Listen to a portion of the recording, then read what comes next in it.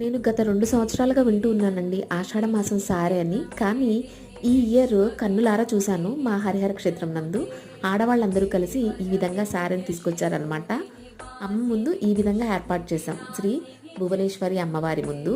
So, శాస్త్రోక్తంగా నియమాలతో పూజా విధానం అంతా కూడా కంప్లీట్ అయిన తర్వాత ఈ విధంగా సారెకి కూడా తమలపాకుల మీద కర్పూరంతో హారతి అనేది ఫస్ట్ టైం చూస్తున్నానండి.